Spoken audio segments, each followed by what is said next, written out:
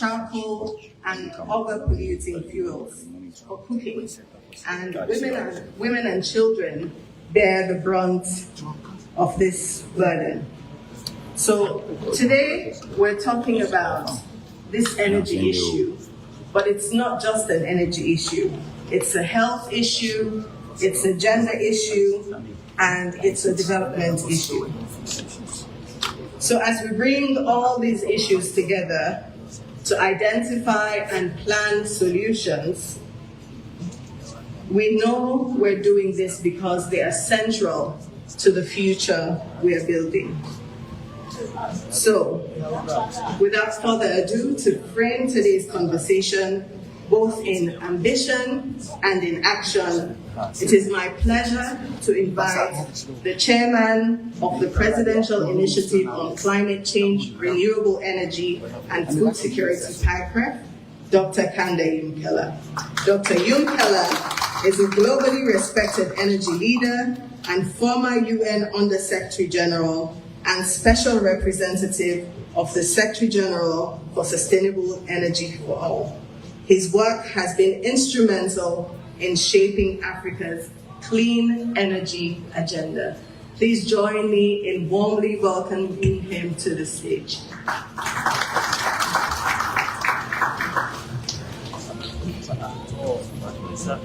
Your Excellency, Mr. President, Excellency, First Lady, Excellencies, First Lady of Kenya, Excellency, former Second Lady of Ghana, Honorable Ministers, President, Members of Parliament, members of the Diplomatic Corps, all protocols observed. Good morning. The Presidential Initiative for Climate Change, Renewable Energy and Food Security is very pleased to cooperate with the Office of the First Lady and several other partners and ECOWAS to convene this dialogue, but also to use it as an opportunity to launch an ECOWAS initiative to make LPG available across the sub-region of West Africa. So let me put everything in a global context and then bring it to the region. Globally, over 2 billion people lack access to clean cooking solutions. Some of the dense areas are India, Bangladesh, Indonesia still, pockets of Latin America, but the bulk of that 2 billion that do not have are in Africa. Almost 9.6 billion of us do not have access to clean cooking solutions. Globally, 3.7 million people die every year from lack of access to clean cooking because of household air pollution globally. A significant number is in our region in Africa because we are the one, it is our region where the need is very high. But we have a number of people who will talk to you about that. We have Madam former Second Lady of Ghana, who has been advocating on this for over 10 years. She worked with many of us at the UN, WHO, and so on, to highlight this issue globally. We're very pleased. First Lady of Kenya, Madam Ruto, since the Africa Climate Summit with President Bio and President Ruto, we've been also championing this. And today we're trying to build a coalition as well.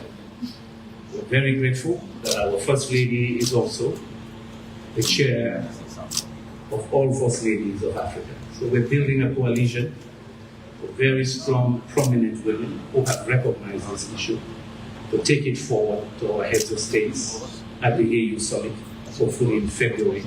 But behind it, the key will be mobilizing investments, technology, ensuring the right public policy to solve this. We put it in context again for you. Just think about what we had to do for renewable energy solutions 20 years ago. 20 years ago, it was not fashionable to talk about solar power. We had to build a global coalition, make the case also for Africa to be able to build. And today, you have over $300 billion in investments going into clean energy, which is still not enough. But it's a significant number. But 20 years ago, it was very difficult. So we're building a coalition here today, and we're very grateful. It was very deliberate. Madam First Lady chose her two sisters to join her because we're building a coalition of women's organizations, and in this room, Mr. President, we invited women's organizations from Sierra Leone as well. Of course, people are asking, so what's in our interest in Sierra Leone? In Sierra Leone today, you'll hear more about it as the day goes on. The ECOWAS chose Sierra Leone and the Gambia as their first 2 pilot countries to roll out LPG. But we've invited companies here. It's not a free gift. It has to be a public-private partnership. Then it is sustainable over time. That's what we did for other clean energy solutions. You'll hear from the Minister of Energy of Sierra Leone, our plans, the President's plans and vision for clean energy transition, including access to clean energy, clean cooking solutions. All of this is in another context. So the third context is the President is the chairman of the ECOWAS Authority of Heads of States. He's charged us to identify key issues that will transform Africa and West Africa over the next 50 years. Tomorrow we continue with other issues, but we start today picking this up. Because typically, whether for aid agencies around the world, clean cooking has always been a secondary issue.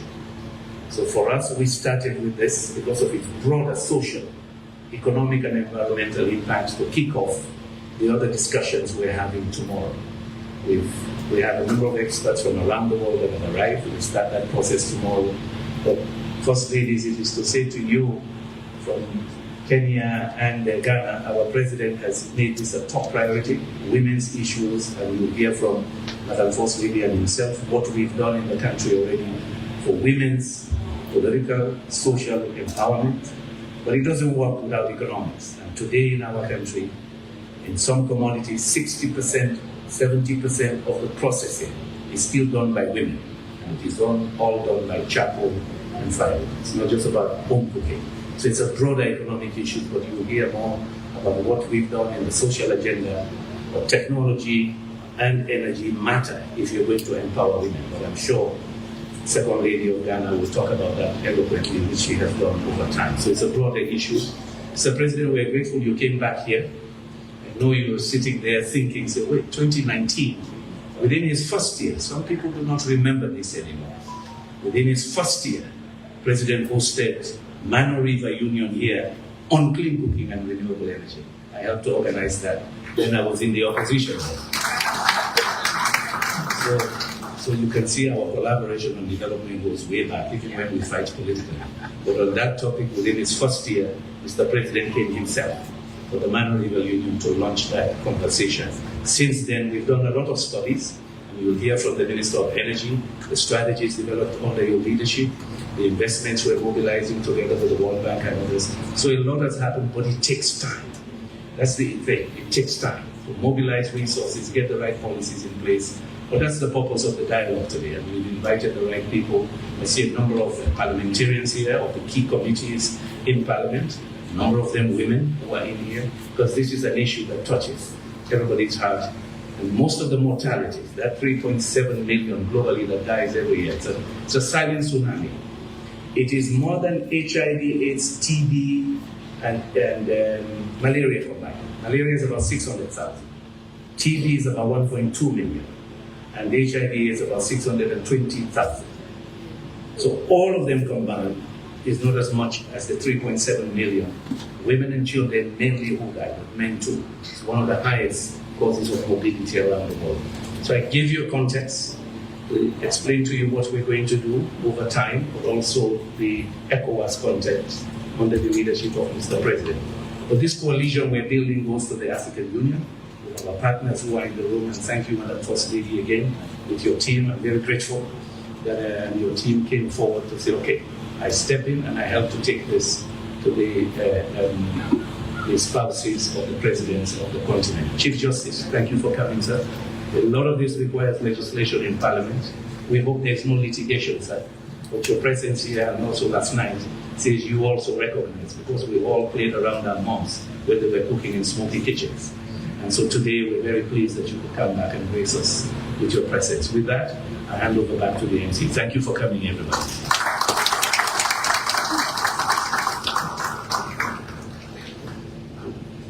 Thank you very much, Dr. Yum Keller. Please, a round of applause one more time. Very charismatic, as always. Thank you for grounding us in both the urgency of this issue and the vision. And so from that vision, we now look at the reality in Sierra Leone. Sierra Leone faces a critical clean cooking challenge. Only about 1.5% of our population still use modern fuels. And this means there's a heavy reliance on biomass. That's wood and charcoal. That means people go into the forest, they cut trees, and then they burn it for charcoal. This impacts not just the environment, but it's also very detrimental to health.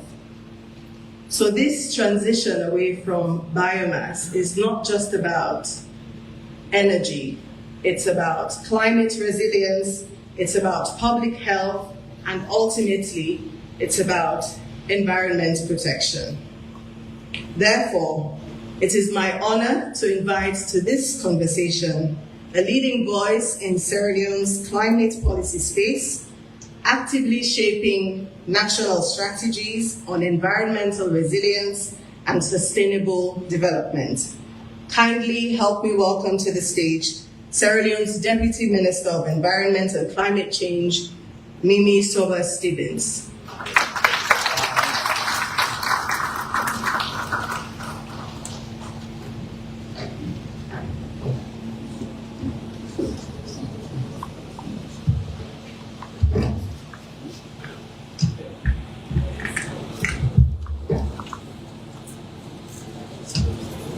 Your Excellency, our President, the Republic of Sierra Leone, retired Brigadier Dr. Julius Malabio, Her Excellency, our First Lady of the Republic of Sierra Leone, Dr. Fatima Bio,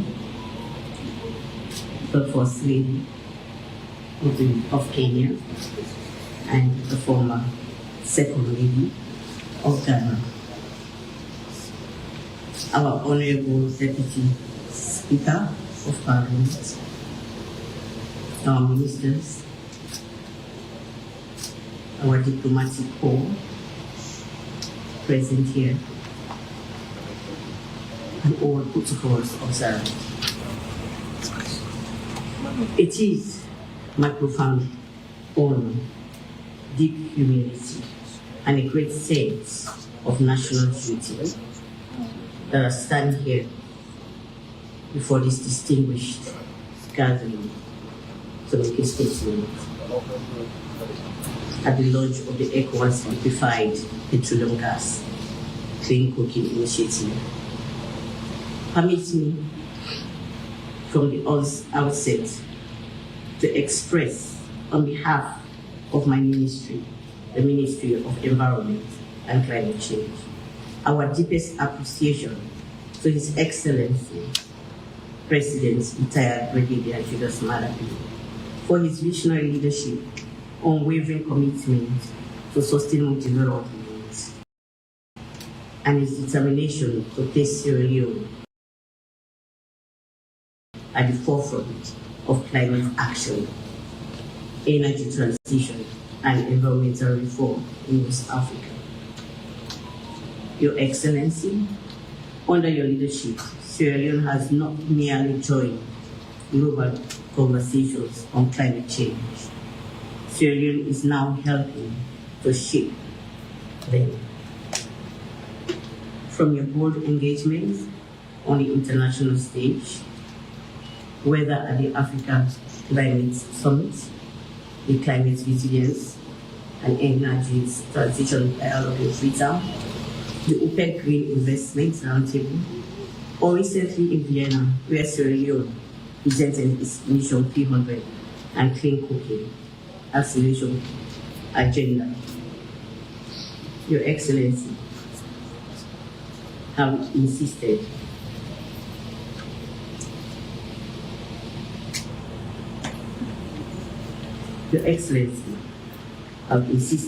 that sustainable development must translate into practical improvements in the daily lives of ordinary Sierra Leoneans.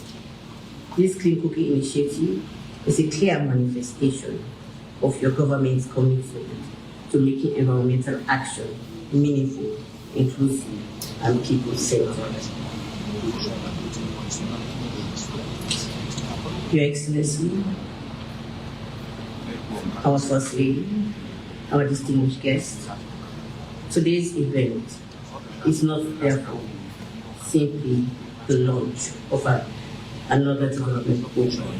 It is the launch of healthier homes, the launch of cleaner air, the launch of protected forests, and the launch of dignity for women. And it is a launch for a safe climate future for our children and the generation. As we speak of this transition, it is impossible not to recognize the compassionate and powerful advocacy of our nation's First Lady, Dr. Fatima Diop. Her Excellency has over the years stood as a fearless defender of women and girls, speaking against every form of suffering that limits their health and dignity and future. And today, through her continued support for interventions that improve maternal health, family welfare, and the living conditions of women, she lends a deeply human and maternal voice to the clean cooking agenda. Because the reality is this: behind every charcoal stove is a woman inhaling toxic smoke. Behind every firewood kitchen is a child breathing polluted air. Behind every long journey to fetch wood is a young girl losing time, energy, and opportunity. Her Excellency understands that the burden of dirty cooking is not abstract. It is borne daily by mothers, daughters, and families. That is why the initiative resonates so strongly with her broader mission of protecting women and girls from silent suffering and preventable harm. Today, Sierra Leone is fortunate to have a leadership in which His Excellency provides the bold policy vision which my ministry is mandated to carry, while Her Excellency provides the compassionate social science conscience that keeps human dignity at the center of national development. His Excellency, our First Lady, our distinguished guests, for many years, Sierra households have relied mostly entirely on charcoal, firewood, and other forms of biomass for cooking. Far too long, this has been normal, but it isn't safe. The consequences do not end in our kitchens. They stretch into our forests, our rivers, our soils, and our climate system. The heavy dependence on charcoal, firewood, continues to place enormous pressure on Sierra Leone's forest cover. Trees are cut down daily to meet cooking fuel demand. And these trees, once cut down, they are not left to regenerate themselves. Instead, they are further destroyed by our desire for construction. This contributes to deforestation, destruction of biodiversity, drying of water catchment areas, soil degradation, increased flooding, and reduced resilience to climate shocks. Every tree lost to charcoal is one less shed against climate disaster. Every forest depleted weakens our ability to withstand heavy rainfall, erosion, and rising temperatures. As my ministry, the Ministry of Environment, is charged with protecting Sierra Leone's environment, we cannot discuss climate resilience without discussing what is happening in our kitchens, because dirty cooking is directly connected to environmental degradation. Our traditional biomass cooking also releases significant amounts of black carbon, and greenhouse gases. Black carbon is among the most harmful short-lived climate pollutants because it traps heat rapidly and continues to global warming. This means that millions of smoky household fires collectively contribute to rising temperatures, irregular rainfall patterns, reduced agricultural productivity, worsening urban air quality, and greater climate vulnerability. So when we speak of introducing LPG and scaling clean cooking, we are talking not only about cooking convenience, we are speaking about Sierra Leone's contribution to global climate mitigation. We are speaking about reducing emissions one household at a time. Therefore, this program gives Sierra Leone the wider West Africa sub-region an opportunity to increase access to affordable liquefied petroleum gas, strengthen regional supply chains, improve cylinder safety standards, attract private sector investment, create jobs for youth and women, and reduce overdependence on charcoal, and finally, if we save our forests. LPG offers a practical cleaner fuel option that immediately improves household health, shorten cooking time, reduce environmental destruction, and ease the domestic burden on women.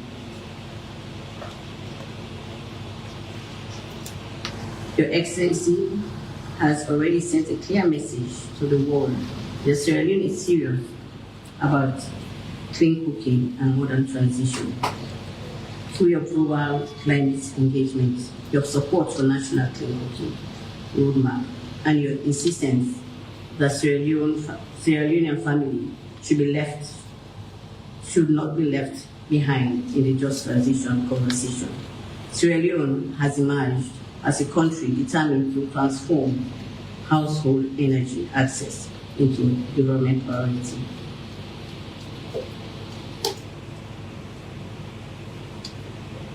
My distinguished guest, His Excellency, our First Lady, my distinguished guest,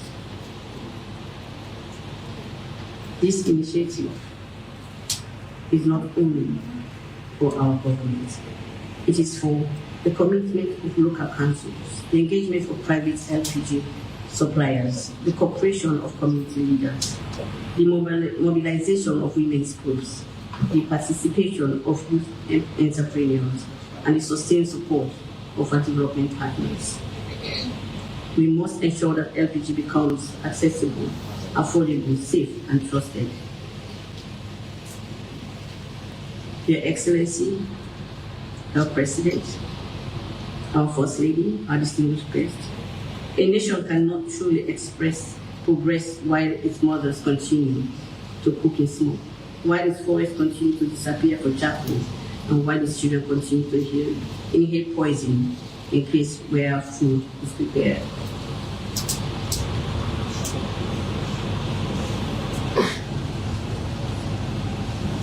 Therefore, under your distinguished leadership, Your Excellency, with the compassionate advocacy of our First Lady, Sierra Leone is taking that bold step.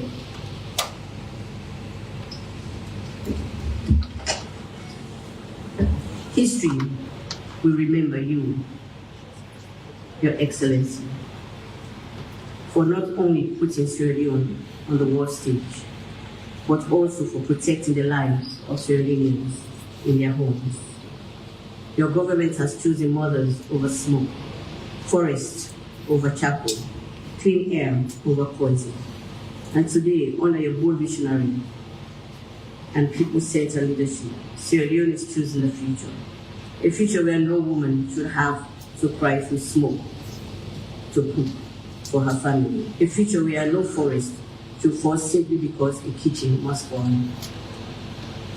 Your Excellency, our First Lady, this is a proof that your leadership listens to the suffering of its people and thinks of the next generation.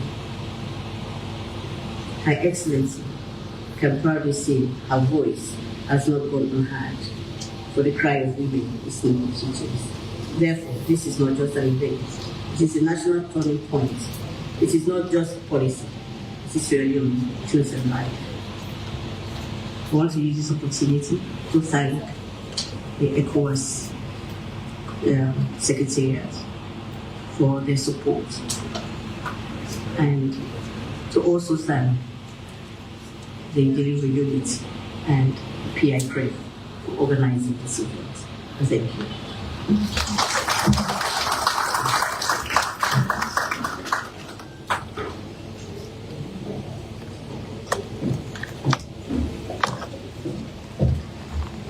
Thank you very much, Deputy Minister of Environment, Honorable Mimi Sober-Stevens. Please give her a warm round of applause one more time.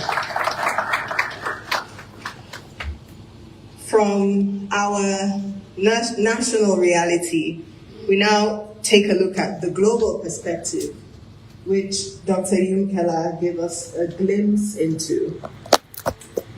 Nearly 2.3 billion people worldwide still lack access to clean cooking solutions, with the vast majority in Africa and in Asia.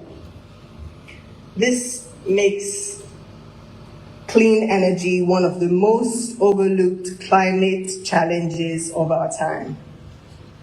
And so addressing this requires more than national effort. It requires global partnerships, financing, coordinated action, which is the scope of the work being done at the Clean Cooking Alliance. So please direct your attention to the screen. We have a special video message from the CEO of the Clean Cooking Alliance, Ms. Dimfna van der Lans, and she'll be sharing insights on global progress and the role of partnerships in accelerating clean cooking access.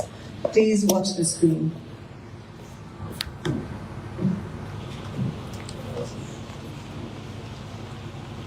Young is making a bold statement about the importance of energy access and clean cooking specifically. Consider this: only 1.5%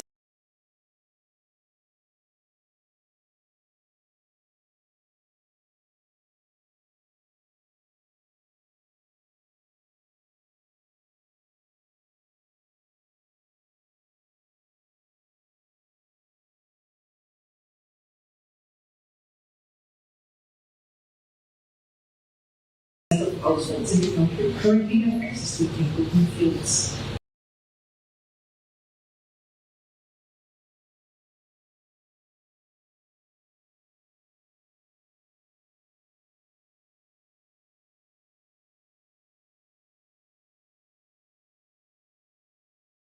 This matters because clean cooking is not just an energy issue, it is also a health, education, and gender issue.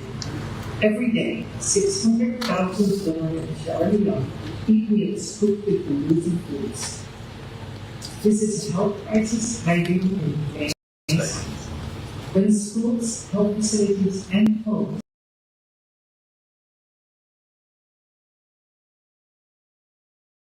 transition to clean cooking, it's not just about changing one food for another.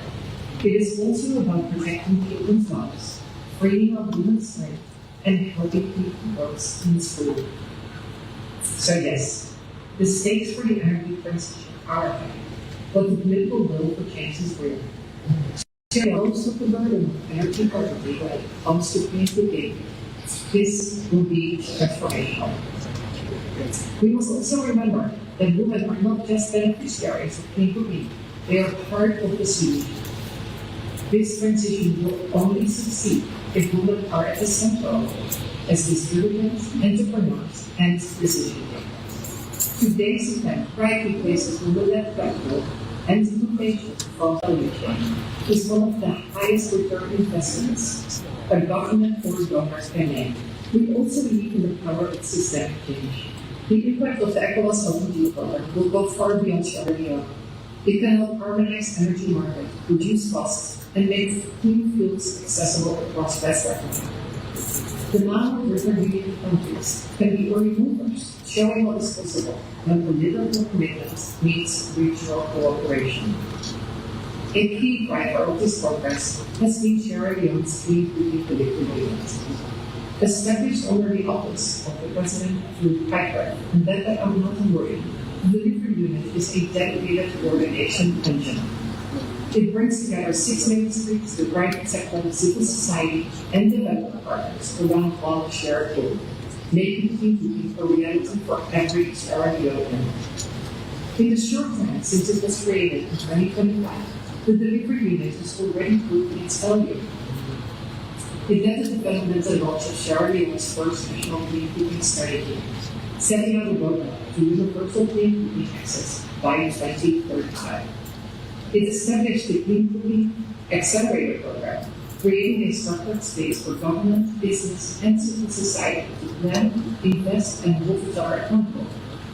It organized Sierra Leone's first carbon market training for policymakers, opening the door to climate finance as a tool for scale. And it played a central role in securing duty waivers to the 2026 financing, directly reducing the cost of LPG and clean goods for households and businesses. Most bringing together companies across fields and business models, from LPG and finance to electric cooking, and leveraging carbon markets to reach both urban and rural communities. And today, the delivery unit has helped bring the ECOWAS LPG 2020 program to Sierra Leone's doorstep. This is what delivery looks like. And this is the moment for partners and investors to step in. Sierra Leone has done the hard work of building a policy foundation. What is needed now is financing, technical support, and the private sector partnerships to scale. One clear opportunity is bringing clean cooking to public institutions like schools and health facilities.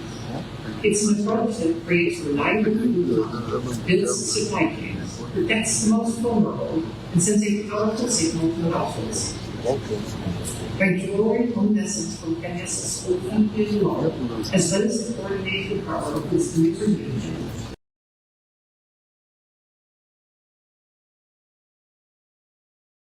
Sierra Leone is well placed to improve energy access for millions. And more broadly, West African countries can benefit from this model of dedicated cross-government coordination paired with real political backing. The Clean Cooking Alliance is committed to continuing this work with Sierra Leone and across West Africa as this momentum grows. I wish you a fruitful gathering. Thank you.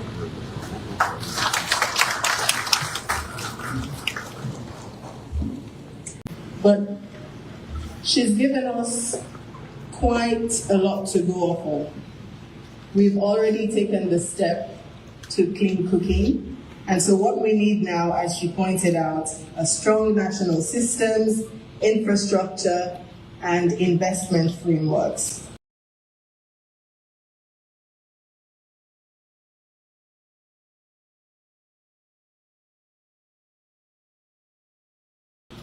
So if you have the program, you'll notice that there's a slight change, and this is the reason, so that we can make the connection between all these ministries, all these sectors, with clean cooking and health, clean cooking and energy, clean cooking and the environment. So at this point, it is my honor to invite someone who has over 3 decades of experience spanning the energy sector planning, project management, and architectural practice. Prior to his designation as Minister of Energy, he served as Executive Technical Advisor to the Minister of Energy then, and he provided strategic guidance on national energy policy, overseeing major program implementation. Please join me in welcoming the Honorable Minister of Energy, Mr. Cyril Grant.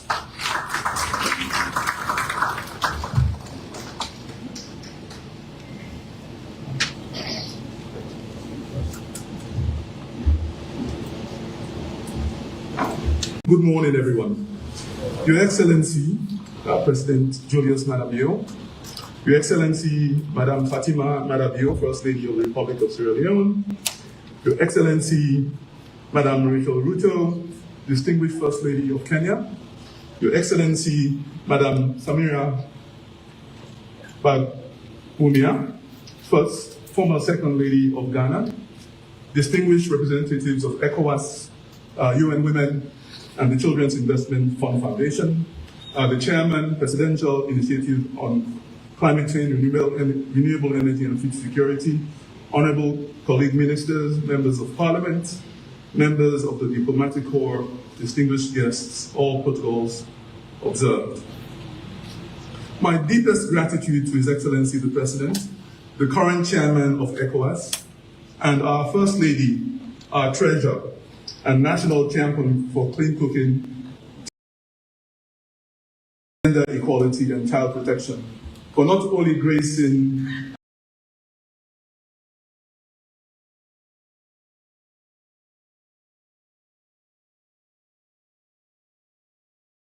and headlining this occasion, but for being the connection and pull that resulted in the distinguished presences of such powerful ladies from across the African continent being here today. Their presence at this event underscores the urgent need for advancing clean cooking initiatives across the continent, from Dakar to Addis, from Accra to Johannesburg, from Kigali to Lagos, from Abuja to Nairobi, throughout the continent. I'm honored to represent the Ministry of Energy to join you at this important occasion, the launch of the ECOWAS LPG program. This initiative represents a collective statement of intent that our sub-region is committed to leaving no community or citizen behind in the quest for clean, affordable, and reliable clean cooking energy. Today, Sierra Leone is 65 years. We lived into sovereignty and self. Yet, here we are, like so many other African countries, still struggling with energy poverty. But why clean cooking, gender equality, and child protection? In Africa, the cooking fire sits at the heart of interlocking inequalities. The burden, as we've heard, falls on women and girls first. Gathering firewood and managing open fires takes hours, limiting opportunities for education, work, and rest. Indoor air pollution from smoke causes more female deaths, as Chairman said, in Africa than malaria. Can you imagine? The kitchen, in this sense, if you think about it, is both a site of care and a site of chronic harm. Where mothers die early from respiratory disease, children face heightened risk of poverty, neglect, and exploitation. Clean cooking breaks the chain. When a household transitions to a clean fuel like LPG or an improved cook stove, the ripple effects are immediate and structural. Girls return to school, women reclaim productive hours, health improves across the household, and the physical dangers of an open firewood is removed. These are not secondary benefits, they are the point. The connection is therefore direct. Energy poverty is gender inequality, and gender inequality is a child protection failure. A clean cooking program that does not center women and children has misread its own purpose. Conversely, a gender equality agenda that ignores energy access has left its most powerful lever untouched. For Sierra Leone and the wider ECOWAS region, investing in LPG access is investing in girls staying in school, women building businesses, and children growing up safe. The flame we replace is just not inefficient, it is unjust. Sierra Leone welcomes this program wholeheartedly. The challenges of household energy are not merely statistical, they are lived daily by thousands of our citizens, particularly women and children, who bear the heaviest burden of reliance on biomass fuels. Today marks a small but significant step towards that changing reality. Sierra Leone's vision for clean cooking is anchored in our national energy policy and our national clean cooking strategy, which together set a clear trajectory for the sector. At the heart of this vision is a commitment to transition the majority of households particularly those in urban and peri-urban areas, away from charcoal and firewood towards cleaner cooking fuels. Right now in Sierra Leone, 72%, more than 70% of our households use firewood, and another 28% use charcoal, and only 0.9, less than 1% use LPG, and that needs to change. The current energy landscape presents both a challenge and an opportunity, with less than 2% of Sierra Leoneans currently using clean cooking fuels. The health, environmental, and economic costs of this reality are substantial, with premature deaths from indoor air pollution, widespread deforestation, and the diversion of household income and time towards fuel collection. Our national clean cooking strategy, which spans from 2025 to 2035, articulates the following 6 strategic priorities for the LPG sector. 1, market development and affordability. There's this contention that LPG is expensive, so the pilot aims to step in and help us subsidize this transition as a pilot. Infrastructure expansion. Sierra Leone will prioritize the expansion of LPG import, storage, and distribution infrastructure. This means investing in bulk import facilities, developing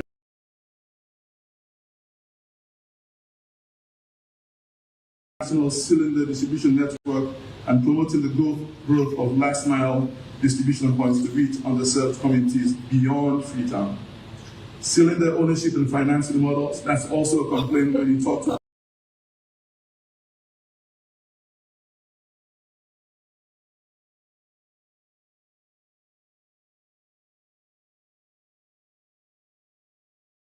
people about LPG gas. There's always this fear about the ownership and the costs. One of the most significant to the LPG adoption is the cost. Our policy promotes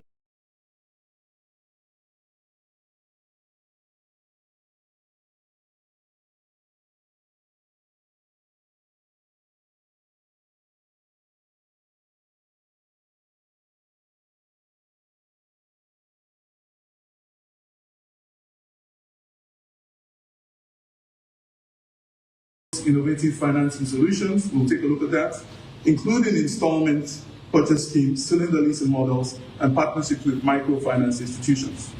We need to develop safety standards and regulatory capacity. Sustained market growth requires consumer confidence. The Ministry of Energy is strengthening the technical capacity of our regulator to enforce LPG safety standards across the country. And we know that there have been developments in LPG on the sides of them, gauges, because one of the problems with LPG canisters right now, you cannot tell how much LPG is in the canister. So that creates a barrier of uncertainty. And we hope going forward we'll be able to achieve and make and perception that when you cook over charcoal or firewood, the food or the soup tastes better and different. So we have to actually combat that perception. I think when people buy month by month, bags of charcoal, you don't see the accumulation of costs. That's why we're committed to making sure that not for the cleanness of the gas, but for the cost of the gas itself when it gets subsidized nationally. These priorities are not aspirational alone. They're being operationalized through concrete actions, including ongoing reforms to our energy sector, regulatory framework, engagement with the private sector, on investment incentives and partnerships with development finance institutions to co-finance critical infrastructure. That needs to happen if we need to expand this fully after the pilot. Sierra Leone is proud to be signatory to the Mission 300 energy access initiatives, which lots of people have spoken about.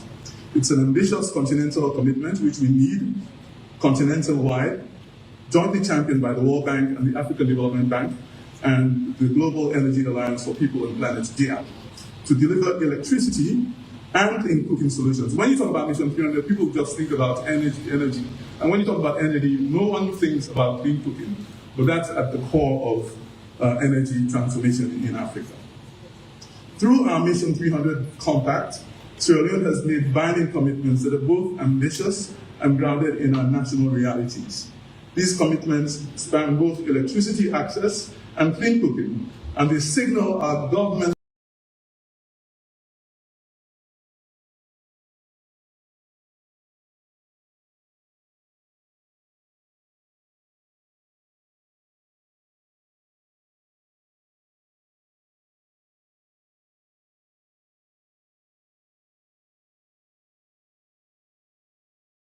readiness under the leadership of our President to undertake the policy reforms, investment mobilization, and institutional strengthening necessary to meet our targets.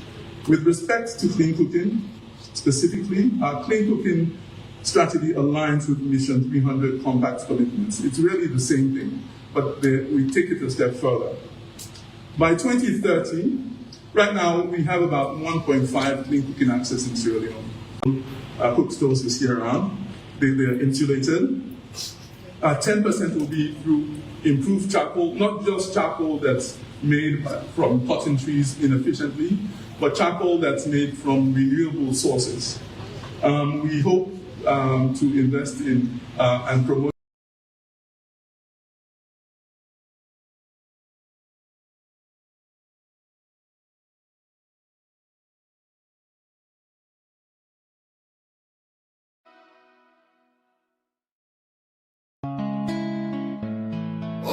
ethanol. We have a young inventor who has actually started doing that and selling bioethanol stoves.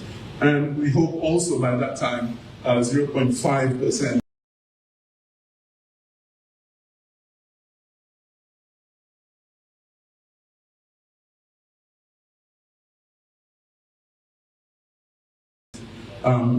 electrical sources for clean cooking.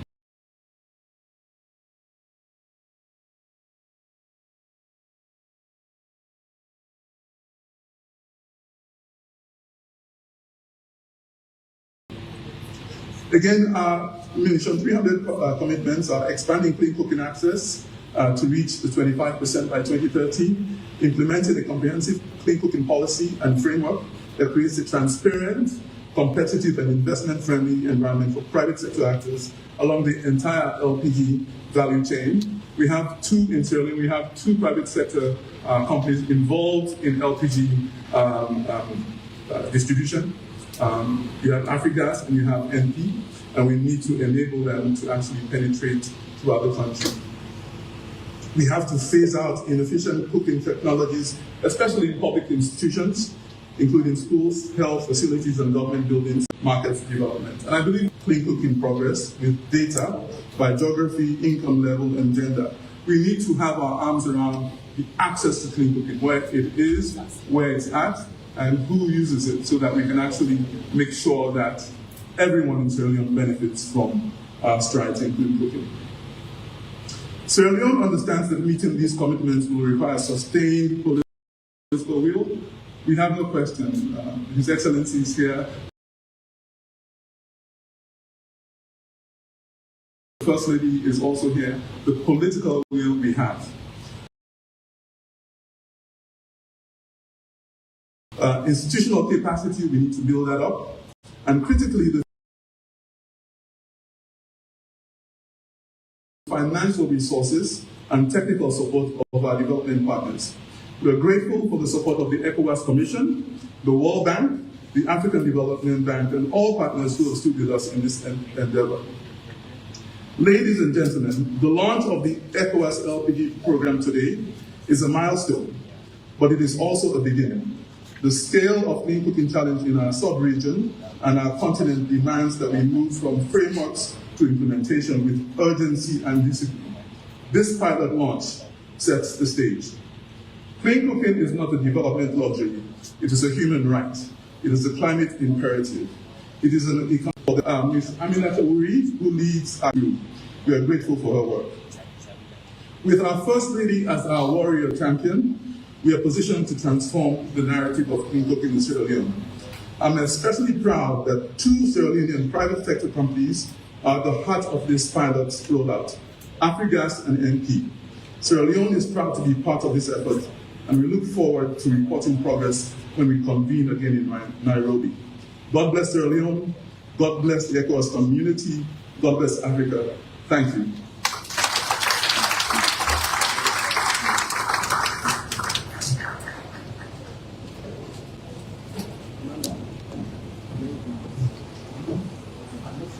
A round of applause one more time for the Honorable Minister of Energy. So we have a big goal. We're now at 1.5% in Sierra Leone. 1.5% have access to clean cooking, clean energy, and we're aiming for 25% by 2030. That's a big goal. And today is a step in the right direction. Distinguished guests,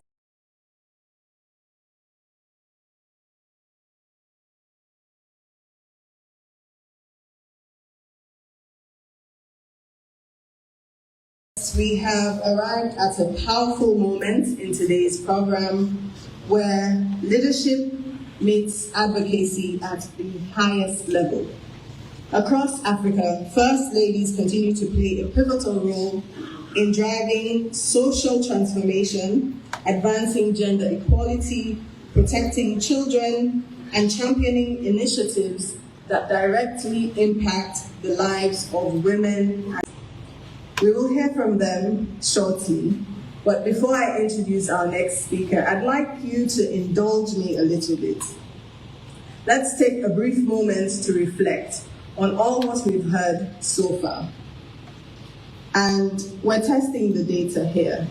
So if you grew up in a household where cooking was done with firewood and charcoal, may I ask you to please raise your hand? Okay, keep the hands up, keep the hands up. Okay. Now, if that responsibility of cooking with firewood or charcoal solely fell on women and girls, keep your hands up. Okay? So this is exactly why this conversation matters. Because for millions of people across West Africa, this is not a policy issue. This is a daily lived reality. So our next speaker has dedicated her work to changing that reality across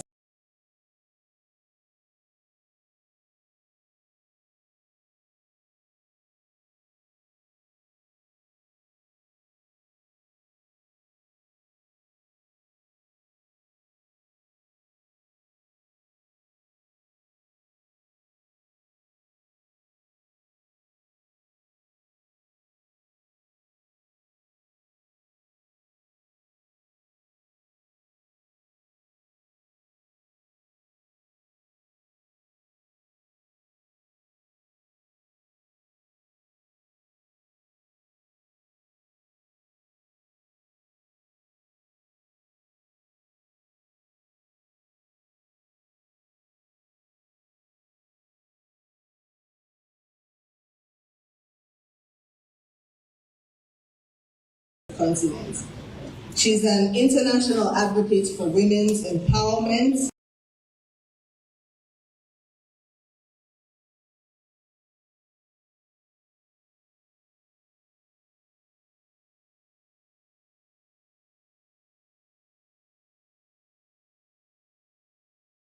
Please give a thunderous applause and join me in welcoming the former. Today in Freetown, a city that is the story of Africa's resilience, and a nation that is increasingly becoming a model of what political courage in the service of women and children can look like. As a passionate advocate for gender equity and women's empowerment, I am particularly excited to be here because everything we're discussing here today comes down to the most fundamental of our instincts, which is our desire to protect our women, our children, young people, and to give them a future they deserve. Let me begin by expressing my deepest gratitude to His Excellency the President. Mr. President, thank you for your leadership. Thank you for showing the way. Thank you for taking up this course. Her Excellency, Madam First Lady, thank you for extending this warm invitation and for being a generous host. and thank you for welcoming us to your beautiful country. Her Excellency, you're not simply a host today. You're a fellow traveler on a road that many have spoken about, but few have walked with the determination and conviction that you have shown. For that, I salute you. Congratulations. Excellencies, distinguished ladies and gentlemen, every single day across our beloved continent, a woman wakes before dawn and walks sometimes for hours to collect firewood. She carries that wood on her head. Under a sun that is growing hotter with each passing year, she returns home, bent over the open fire, and spends the better part of her day in the smoke-filled kitchen, cooking the meals that sustain her family. By the end of that day, she had breathed the equivalent of dozens of cigarettes worth of smoke, toxic smoke. Her lungs carried the damage. Her children playing nearby carried too. I'm sorry, we will belabor the point, but that is the point of today. And you will hear the statistics over and over again, but we need to say,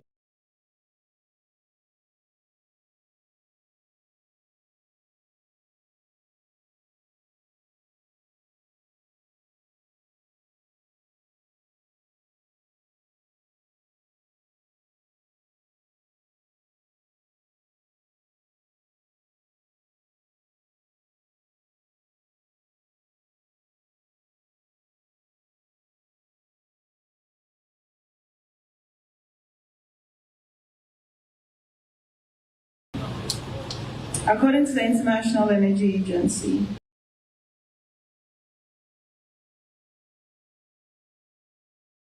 this crisis is staggering. About 340 million people still lack access. This is unacceptable. And today, we say it's enough. We need to do something. For many years, we've spoken about the dangers of our household air pollution, the burden on children, and the urgent need for clean energy solutions. But today we're called to do more. And I want to issue a rallying call to every person transformation real. Excellencies, ladies and gentlemen, let me share with you what clean cooking looks like when it reaches a household.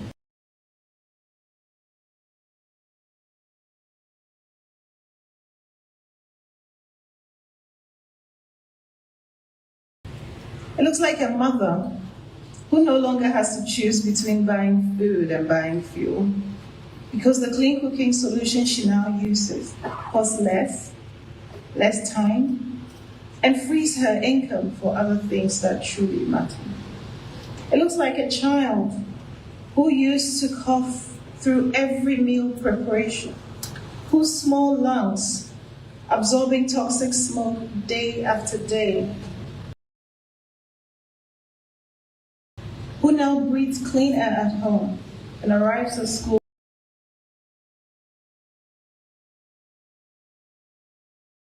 and finally, like a woman who used to wake at 4 in the morning to collect firewood, walking long distances, carrying heavy loads, risking her safety, who now wakes at 6 a.m. if she chooses, lights a clean stove in seconds, and has 2 extra hours to prepare her children for school, have time for her well-being, tend to her business, and rest because she deserves it. Clean cooking is not just an energy project. It's a women's empowerment project. It's a child protection project. It's an economic development project. And it's a climate action project. Before I speak about where we're going, let me acknowledge again where Sierra Leone is today. Sierra Leone has embedded clean cooking in its national governance. The minister spoke eloquently about it. You've supported a lot of initiatives. Your delivery unit is doing fantastic. And the Clean Cooking Compact to the World Bank You've committed to transitioning over 600,000 children in school feeding programs to clean fuels, a commitment that will reduce over 100,000 tons of CO2 annually and to save 250,000 trees a year. You have banned child marriage. You have passed the Gender Equity and Women's Empowerment Act. You have reintegrated pregnant girls into schools. You have secured zero duty waivers on LPG cylinders, stoves, etc., and solar-powered electric cook stoves and panels. You are doing amazing. Sierra Leone has shown us that the shift from intention to action is possible, and now it's time for every other nation in this region to look at what you're doing and to emulate it. The launch of this ECOWAS LPG program today represents a structural intervention to harmonize markets, reduce last mile costs, standardize safety regulations, and expand access to clean fuels across West Africa. This is the kind of systemic change that does not just improve individual households, it transforms entire communities and the economics of it. The West Africa Clean Cooking Fund, the ECOWAS Institutional Clean Cooking Roadmap, and the Women's Clean Energy Enterprise Program are all parts of the architecture of a region that has decided its women deserve better and its children will not inherit smoke. Excellencies, distinguished ladies and gentlemen, I'm particularly encouraged by the emphasis on a Women's Clean Energy Enterprise Program. Clean cooking is, at its core, a gender issue. It is a women's issue. As we saw in the exercise, most of those who cook in our kitchens are women. Women are the primary users of cook stoves.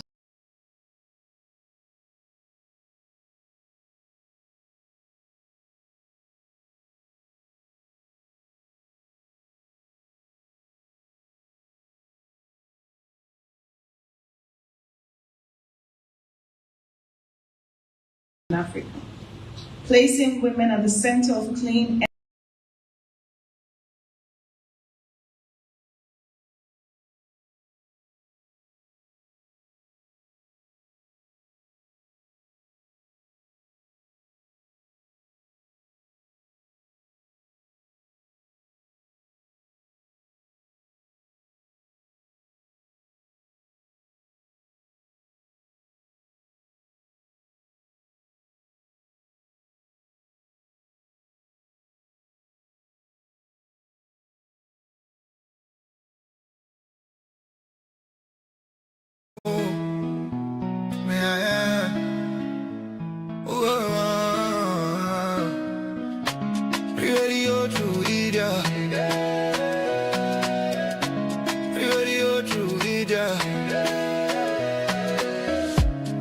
every morning with truth in our hands.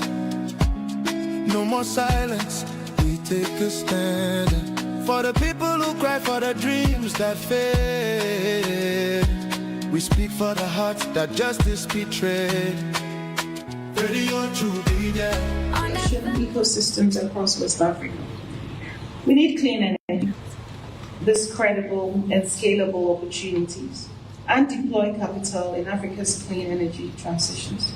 Regionally networked innovation hubs backed by ECOWAS. ECOWAS's political commitment are exactly the kind of Kenyans here. And we're discussing earlier about Africans working in silos where everybody wants to invent their own wheel. But we should get to a point where there is shared learning, shared experiences, so that what is working in Kenya would work in Sierra Leone, so that we learn from each other.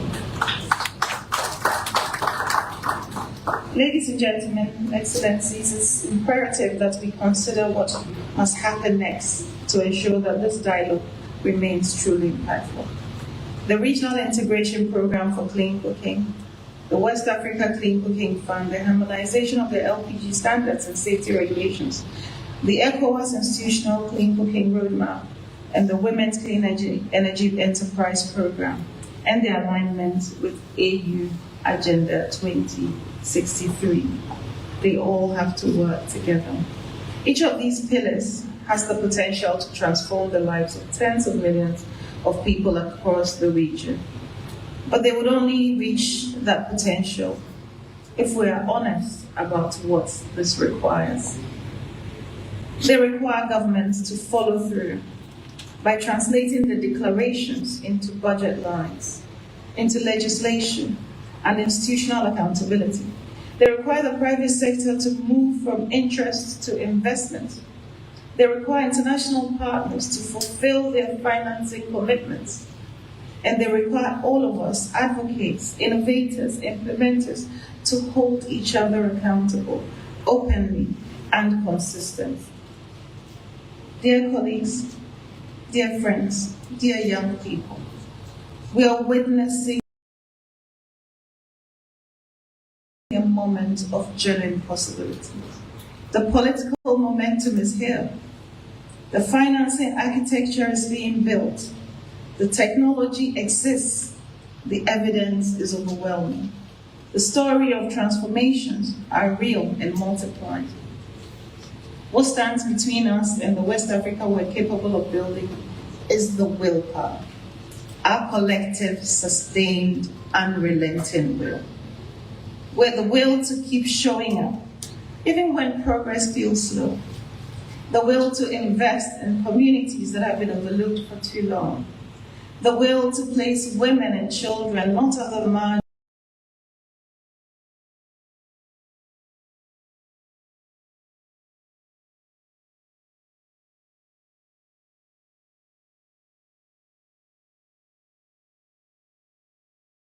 of our development planning, but at the very center.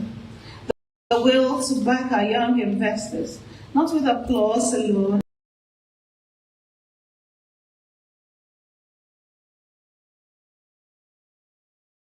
but with funding, mentorship, and markets, and the will to hold our governments accountable. This is our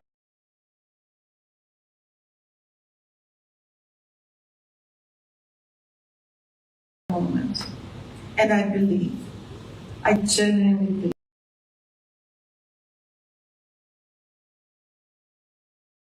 believe that this region is ready. We have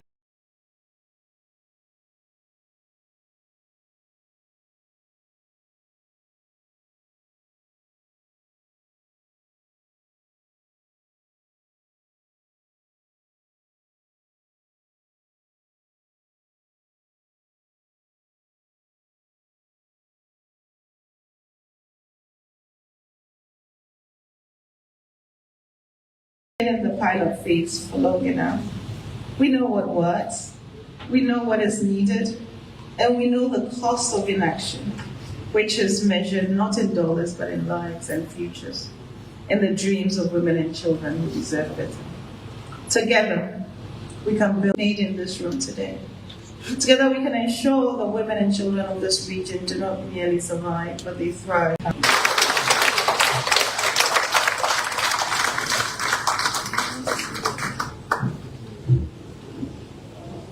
Thank you very much, the former Second Lady of Ghana, Mrs. Samira Babu.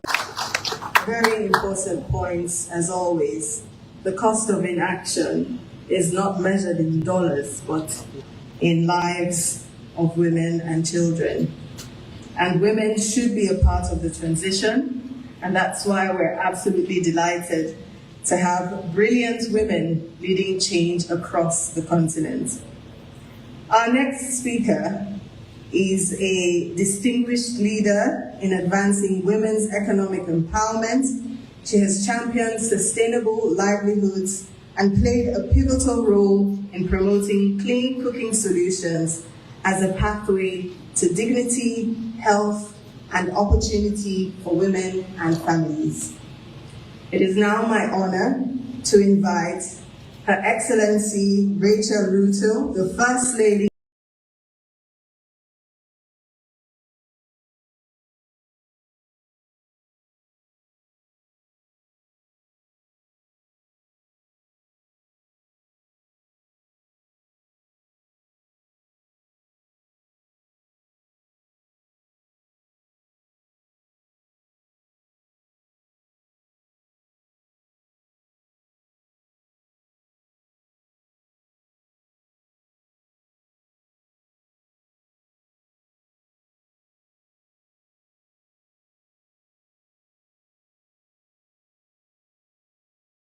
of the Republic of Kenya.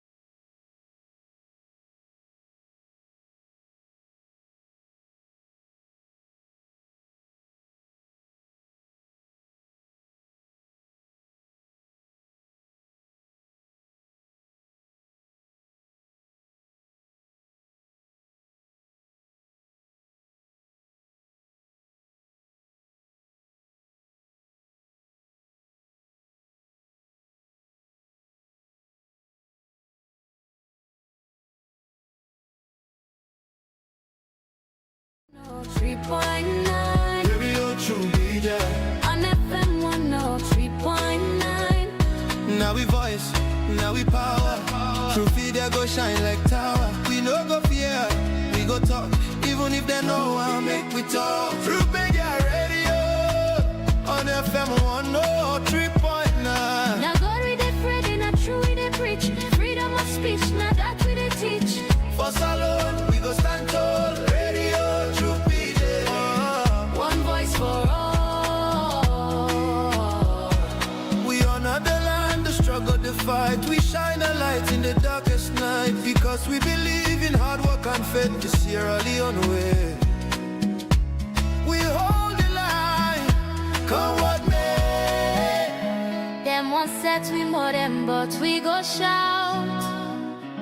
Now the poor man voice we they bring out. Now we alright for know the truth. Now that make we go protect the truth. True big and not any neglect anyone. We are the voice, we are the flame. Truth will rise, they'll know our name. We are the truth and nothing else. Truth may get, we know they play. Now for Salon, we declare the way. Tune in every day to Truth me get radio. 3.9. Truth me get radio. 3.9.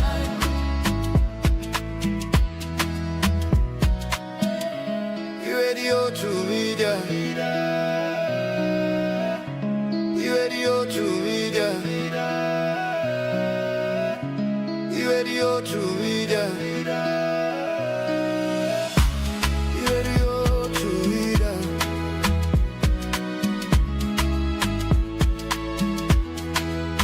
Radio to media.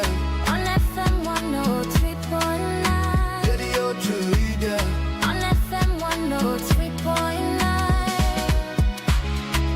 There you go. To media. Truth be your radio. To media. Truth be your radio.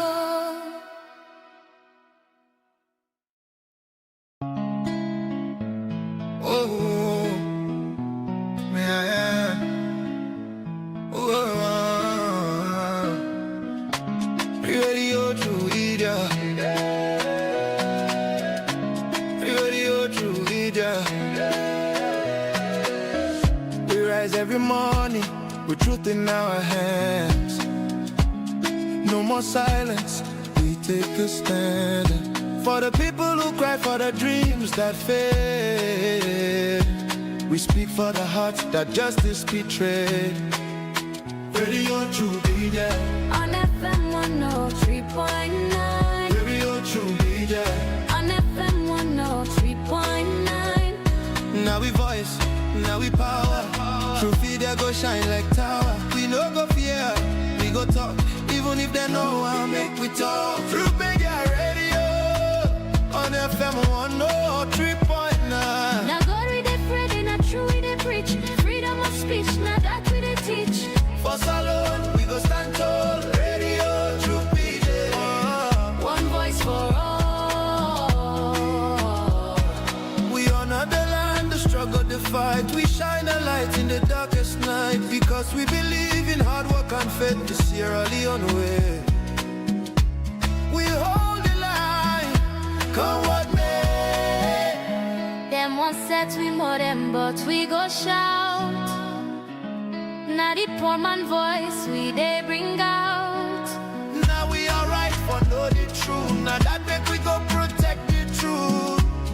True big and not they neglect anyone. We are the voice, we are the flame. Truth will rise, they'll know our name. We are the truth and nothing else. Truth they get, we know they play. Now for Salon, we declare the way. Tune in every day to Truth me get radio. 3.9. Truth me get radio. 3.9. The focus expanded to transforming how families cook, because clean cooking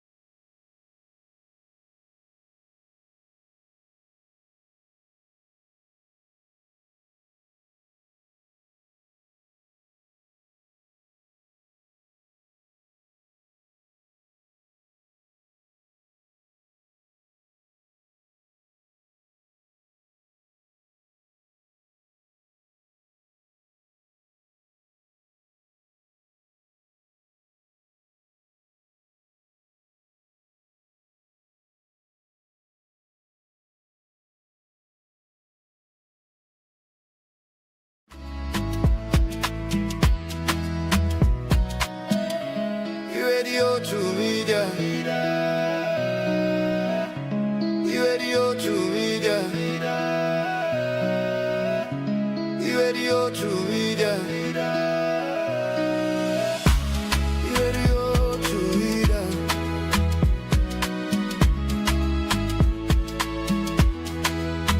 Radio True Media. On FM 103.9. Radio True Media. On FM 103.9. Inspirational note. Let us be the generation that ends energy poverty and secure a healthier future for women and children. And that's why we're here today. On that note, I'd like to introduce our next speaker, whom, if I'm being honest, needs no introduction, but I'll try. She's a warrior, champion, and formidable advocate for women and girls' rights. leading transformative efforts in advancing gender equality, protecting the girl child as a national, regional, and global priority.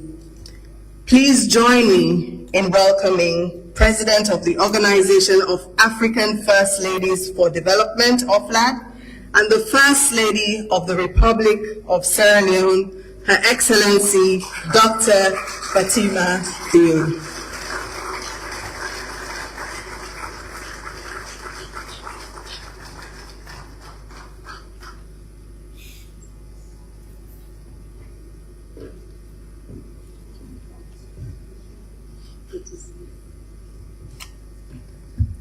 Good morning.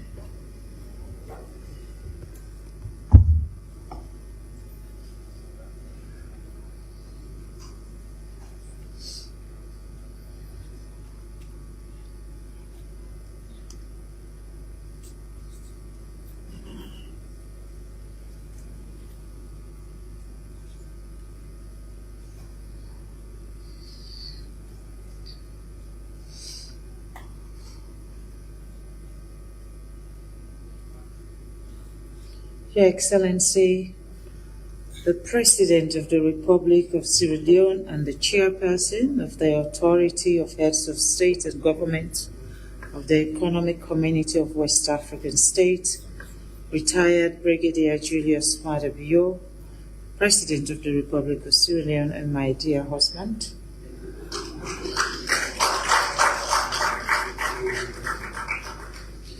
Your Excellency, the First Lady of Kenya, Mrs.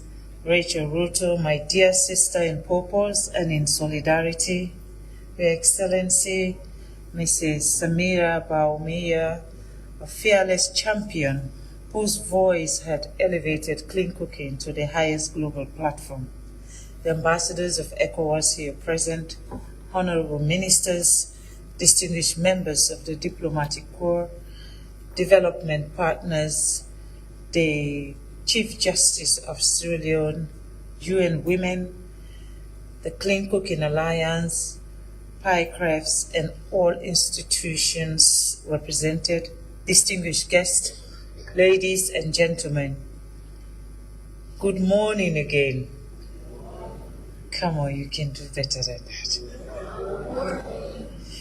It is both a privilege and a profound responsibility to stand before you today. A responsibility because the issue we gathered to address is not an abstract policy debate. This is an issue that is written in the cracked hands of a grandmother collecting firewoods at dawn. It's an issue that is etched in the lungs of a mother bent over, open-flamed. It is an issue that carries on the back of a young girl who should be in school, but instead working miles in search of firewood. This is the reality of clean cooking in Sierra Leone, and today we declare with one voice, no more silence, no more waiting, and no more smoke. Before I proceed, I must express my deepest appreciation to Her Excellency, Mrs. Rachel Ruto. Your leadership has redefined what clean cooking means. You have shown the world that this is not simply an energy issue. It is a matter of life, dignity, and justice. Sierra Leone is stronger because of your partnership and your sisterhood, and we want to say thank you for your leadership. To Her Excellency, Madam Samira Baumia, long before this became a global priority, you were already leading the change, raising awareness, mobilizing leaders, and ensuring that clean cooking could no longer be ignored. Your advocacy has lit the path for many of us, and today we honor you, my sister, and thank you for coming to Sierra Leone. To the Office of the Presidential Initiative on Climate Change, Renewable Energy and Food Security, the Minister of Energy, and the Minister of Environment and Climate Change, especially Honorable Mimi Stevens, your leadership is the bridge between vision and reality. I also pay a special tribute to Dr. Kande Yumkela, a son of Sierra Leone, whose lifelong commitment to clean cooking has shaped this moment we are sharing here today. He did not treat clean cooking as a technical issue. He made it a human issue, a development issue, a matter of survival and dignity. Today, we honor his legacy, not with words, but with action. Sierra Leone understood earlier that good intentions are not enough. That is why, through PICREF and in partnership with the Clean Cooking Alliance, we established the Clean Cooking Delivery Unit. This is not just a unit, it is an engine of our national ambition. It coordinates across governments, it drives accountability, it ensures delivery, because clean cooking is not the responsibility of one ministry, it is the responsibility of a whole nation. Distinguished guests, today marks a defining moment not only for Sierra Leone but for West Africa. Today, we officially launched the ECOWAS LPG program, a transformative initiative that will reshape how our people cook, how our people live, and how our people thrive. Let us be honest about where we stand. Only 1 to 1.5% of households in Sierra Leone use modern cooking fuel. Over 98% only rely on biomass. That is not just a statistics, that is a national crisis. A crisis of health, a crisis of inequality, a crisis that disproportionately affects women and girls in our country. The World Health Organization compares household air pollution to smoking 2 packs of cigarettes a day. Imagine women are smoking 2 packs of cigarettes a day because they have no choice. And yet, for millions of our women, this is not a choice, it is their daily reality. Today, we want to change that. The ECOWAS LPG program will lower costs through regional coordination, strengthen supply chains, expand access to even the most undeserved communities. This is not about convenience. This is about survival. This is about women's dignity. And this is about justice for our women. Let me be clear. Women must not only benefit from clean cooking. Women must lead it. Women must own it, because women are living it already. The clean cooking economy is a powerful opportunities, LPG distribution, cylinder management, clean energy enterprises, financing and innovation. All of this will be something that our nation will benefit from. And I'm asking the women of Sierra Leone to come forward and lead in this change. Imagine women-led businesses across every district. Imagine women as technicians, entrepreneurs, and industrial leaders. Imagine women not just participating, but dominating this value chain. This is not a dream. Across Africa, in Kenya, Ghana, Ethiopia, women have already proven what is possible. And Sierra Leonean women, I believe, are ready. We will train them, we will finance them, we will empower them, because the future of clean cooking in Sierra Leone will be built by women and will be led by women. Clean cooking in schools and institutions, we must also look beyond the household.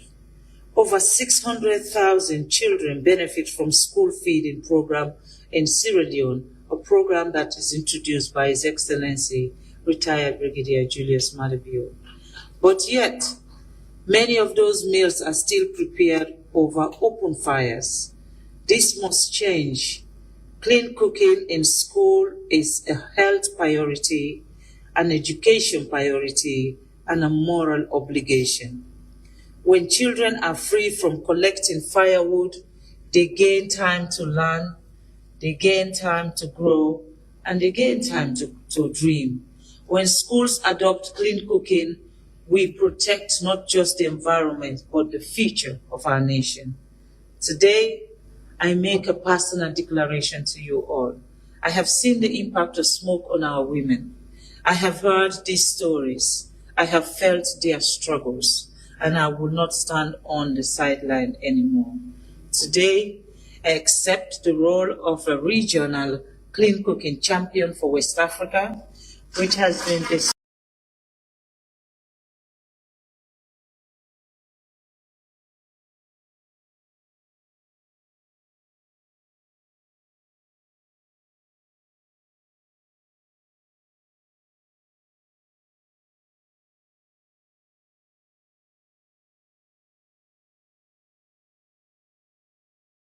upon me.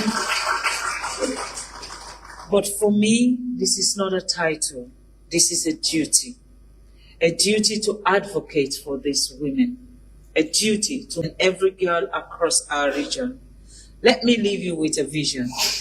A mother in Kenema cooking without smoke, a daughter in school on time every day, a young woman building a thriving clean energy business, a nation leading the continent in clean cooking innovation.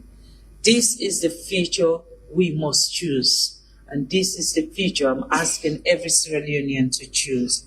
And that begins now, right here with this program, with our collective commitment. I extend my deepest gratitude to His Excellency President Julius Maada Bio and his government, and the government of Sierra Leone, ECOWAS, the Clean Cooking Alliance, HICRAFT, the UN Women, and all our partners, and to all of you here today. Thank you for choosing action over indifferences. Let me end the era of smoking. Let us end the era of smoking. Let us begin the era of clean fire, clean skies, and limitless opportunities for our women and girls. For every woman, for every girl, for every child. Like our president always says, the table is in front of us. Let us use this opportunity to change the way we cook in our kitchen, the way we use our children to go out to look for firewood, the way our mothers struggles to cook every day. Let us change that narrative. And I believe Sierra Leone is ready for that change. God bless Sierra Leone, God bless West Africa, and God bless our continent, Africa. And I thank you all for your kind attention and for being here.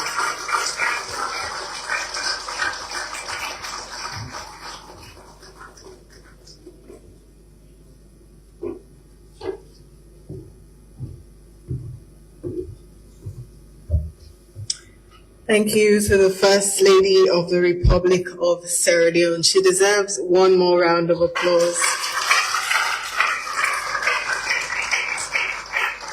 And thank you, all of you, thank your excellencies for your inspiring leadership and your unwavering commitment to advancing the well-being of women and children across our continent.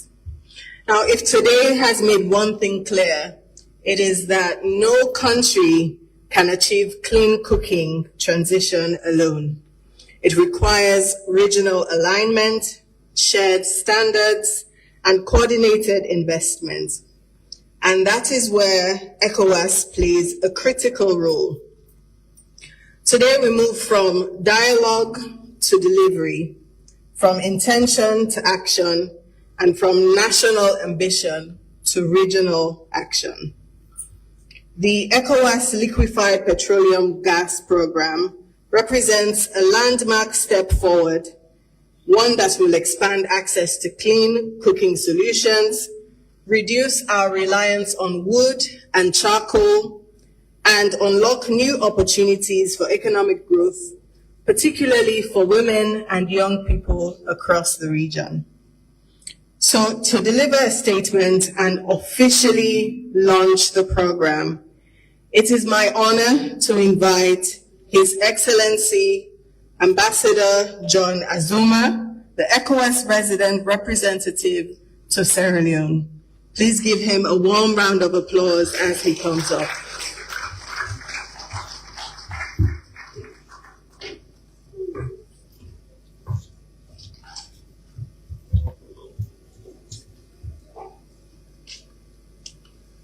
Your Excellency, good morning. This is a keynote address by the President of ECOWAS Commission, His Excellency Dr. Omar Aliu Toure, which I will read verbatim. His Excellency Brigadier General Retired Dr. Julius Maada Bio, President of the Republic of Sierra Leone and Chairman of the Authority of Heads of State in Government of ECOWAS. Her Excellency Dr. Fatima Maada Bio, First Lady of the Republic of Sierra Leone. Her Excellency Mrs. Rachel Ruto, First Lady of the Republic of Kenya. Her Excellency Mrs. Samira Bawumia, former Second Lady of the Republic of Ghana and Ambassador, Global Alliance for Clean Cook Stoves. The Chief Justice, His Lordship, Chief Justice of the Republic of Sierra Leone, the Honorable Minister of Energy of the Republic of Sierra Leone,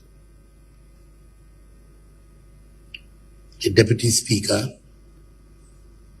of the Parliament of Sierra Leone, Honorable Dr. Kande Kole Yumkela, Chairman PCREF, Honorable Ministers and Members of Government of the Republic of Sierra Leone, Excellencies, Ambassadors, and members of the Diplomatic Corps, distinguished representatives of development partners and other international organizations, distinguished members of the media fraternity, distinguished guests, ladies and gentlemen, good morning.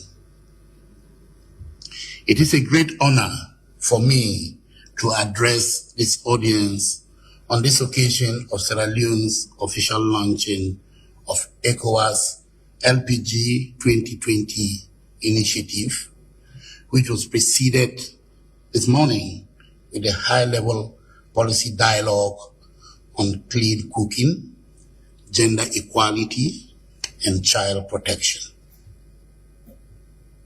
I also have the pleasure to convey the warmest felicitations and sincere gratitude of the ECOWAS Commission to His Excellency the President of the Republic of Sierra Leone and Chairman of the Heads of State and Government of ECOWAS, and to the people and government of the Republic of Sierra Leone for their unwavering commitment to inclusive and sustainable development, which is central to the national transformation process and regional integration.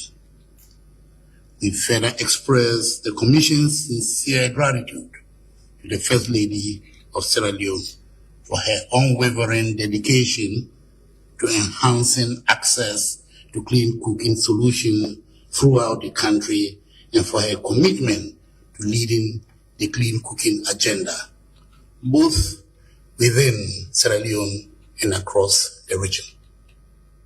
Her Excellency, the First Lady, we are confident that your leadership will be a key enabler in enhancing penetration and sustainable adaptation of clean cooking solutions in Sierra Leone. Excellencies, distinguished ladies and gentlemen, today's event marks more than just the official launch of ECOWAS LPG 2020 initiative. It denotes the establishment of a regional commitment to transform lives, protect our environment, empower women, and ensure a healthier future for our children. In West Africa, access to clean cooking solutions remains amongst the pressing development challenges of date. Given the current 21% LPG penetration rate, millions of households in our region continue to rely heavily on traditional biomass, such as firewood and charcoal for cooking. There is empirical evidence that this situation exposes households, particularly the women and children therein, to significant indoor pollution with serious repercussions on their respiratory health. In addition, the substantial use of firewood and charcoal accelerates deforestation and contributes to greenhouse gas emissions. There is also empirical evidence, Your Excellency, that the ongoing reliance on these traditional sources of energy has detrimental effects on the domestic responsibilities of women and girls, often resulting in reduced time available for education, economic empowerment, participation in other productive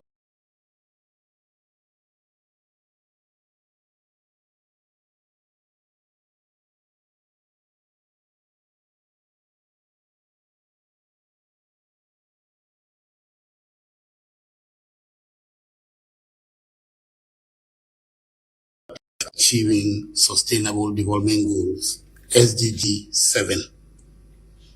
For this reason, Your Excellency, ECOWAS has identified access to clean energy as a key priority. The adoption of the regional LPG strategy in 2018 by ECOWAS Council of Ministers was a key moment in the promotion of LPG as a domestic cooking energy source in the region. The strategy vision is to establish LPG as the preferred household cooking energy fuel in the region with the objective to achieve a penetration rate of 45% by 2030. At date, ECOWAS has provided support to Benin, Burkina Faso, Cote d'Ivoire, the Gambia, and Sierra Leone to establish a dedicated LPG policy strategy which serves as the foundation for national actions.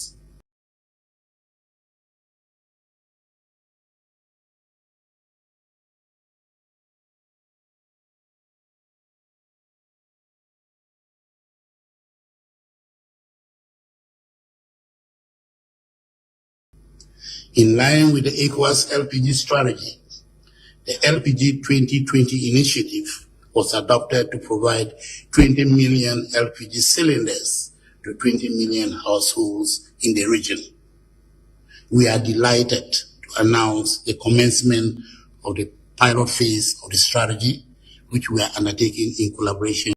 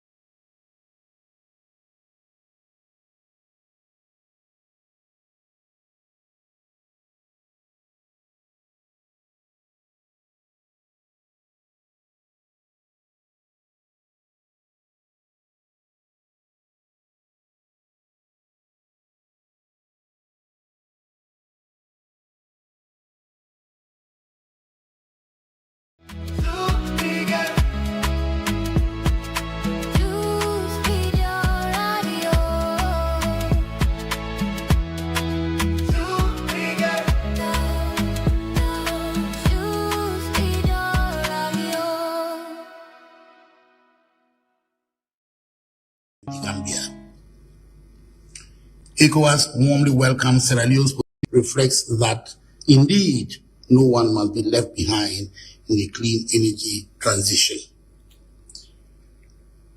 Your Excellency, ECOWAS equally applauds the emphasis placed on women's economic empowerment. This reflects a progressive understanding that women and young girls are not merely beneficiaries of policy reforms, but key actors in designing and driving solutions. The inclusion of women in the LPG and clean cooking value chain, such as distribution, entrepreneurship, maintenance, and productive ends like fish processing, is a powerful pathway towards economic empowerment. This is where energy policy meets economic transformation. By empowering women as leaders, innovators, and entrepreneurs in the clean energy economy, we strengthen resilience at both household and national levels.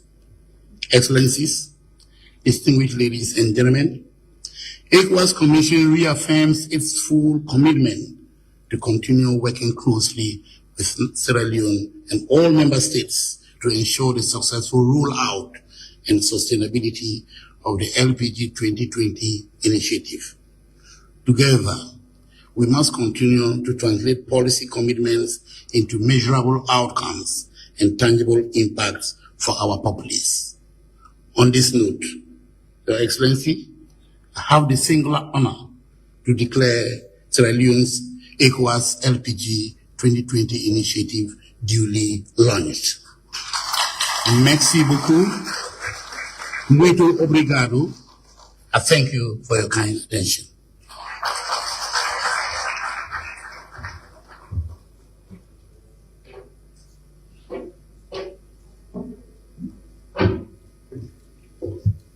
Thank you very much, Ambassador John Azuma. Please give him a warm round of applause one more time.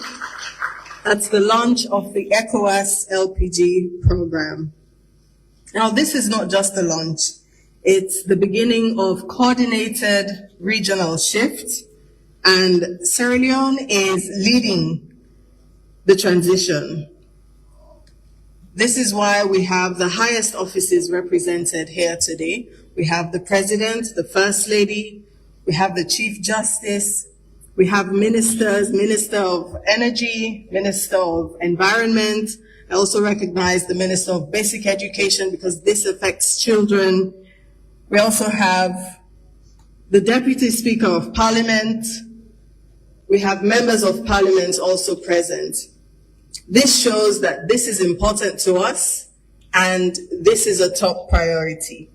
So at this point, distinguished ladies and gentlemen, Your Excellencies, it is now my profound honor to invite the keynote speaker for today's dialogue, a leader whose vision has positioned Sierra Leone as a regional example for progressive reform, from gender equality to human capital development and clean energy transition.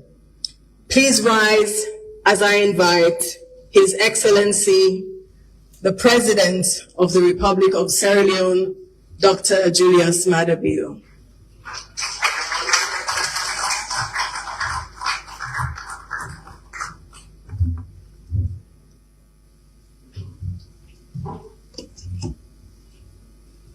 Let's sit down, please.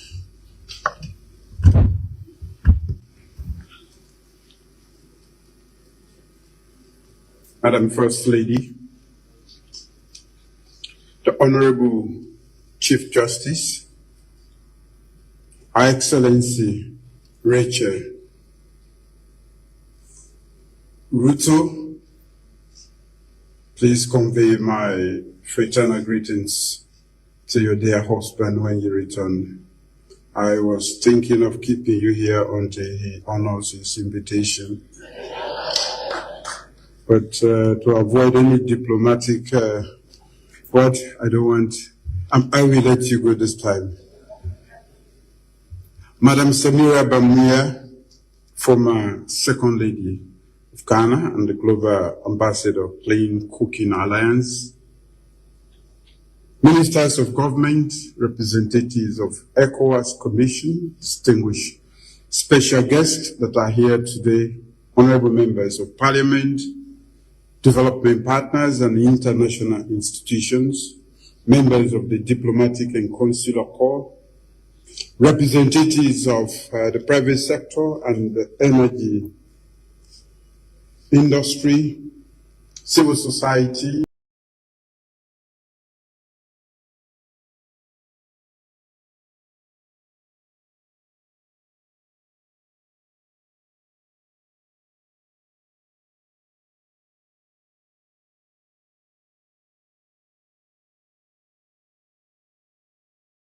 women's organization, traditional leaders. There are no men organization here, no, sir? Okay. There's UN women, we should be thinking of UN men too. Ladies and gentlemen, let me thank you for being here in Freetown for this very important conversation. Your presence reflects a shared understanding, challenge, a human challenge, and demands a response at the highest level. That is why I'm here. But before I say anything, I want you all to hold one image as vividly as possible in your minds. It is early morning somewhere in Sierra Leone. The sun has not yet risen.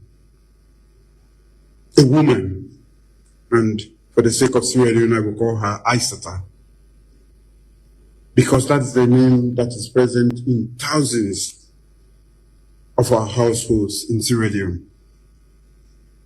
She is already awake. She is at the fireside. She is cooking for her children before they leave for school. She is doing what she has done every morning of her adult life. What her mother did before her, and her mother's mother before that. The smoke fills the room.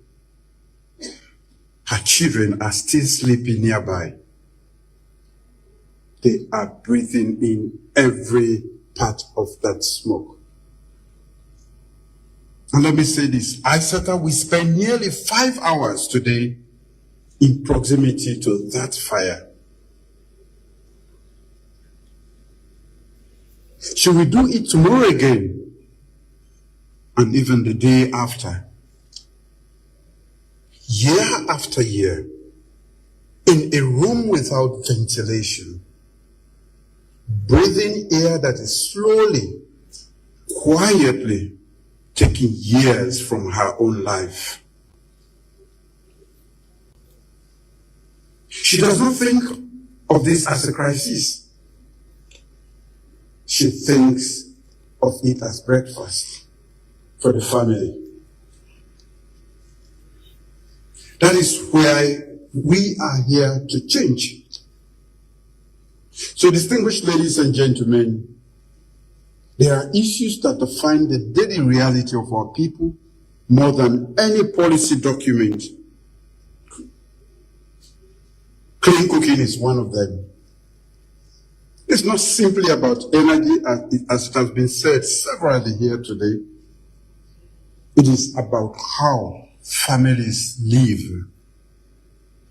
It is about health, dignity, and the quiet compounding cost of a problem that the world has been too slow to treat as an emergency.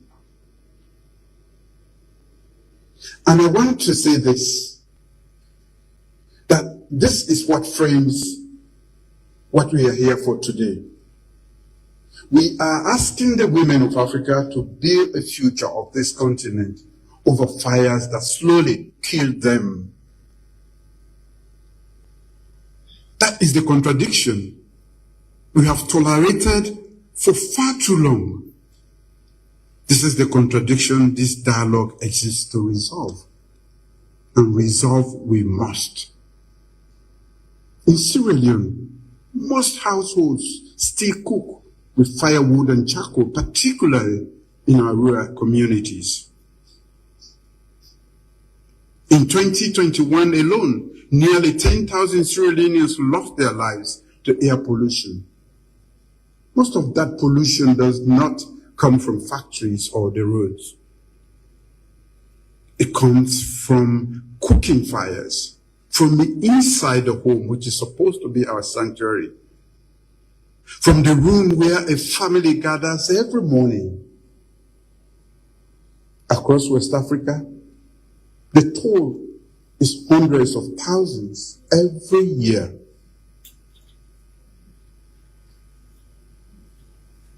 More than HIV and malaria, as it has been said here already. A silent emergency unfolding daily in the most intimate of space in our homes. The victims are not nameless. They are women like Aissata. They are the children sleeping nearby. They are the girls who are not in school today because their morning was spent collecting the wood that feeds the flame, that feeds the room, which will kill them later. But I think I must correct one thing here. I fetched wood myself as a boy. That's why I'm not too tall as my children. If you can see, my head is a bit flat because I had to carry very heavy. Yes, I know what I'm talking about. It was a lived reality for me, and I must change that. This is not poverty in abstract. This is poverty with a face. And it is a face that everyone in this room, in one way or the other, knows. So, ladies and gentlemen, I want to pause and speak to the clean cooking champions in this room, not as dignitaries, but as women. Many of you have not only witnessed this reality, some of you have lived it. You know what it means to grow up in a home where smoke is simply the smell of morning and food, where the labor of cooking is invisible because women have always done it and we take it for granted. Your lived understanding is precisely what makes your voice in this cause more powerful than any policy paper, any program document, any speech from a president like me. You are not here as guests. You are not here as guests of this dialogue. You are here as its conscience. And I ask you to carry that role, not just today, but long after you leave Freetown. All of us who are witnessing this ceremony.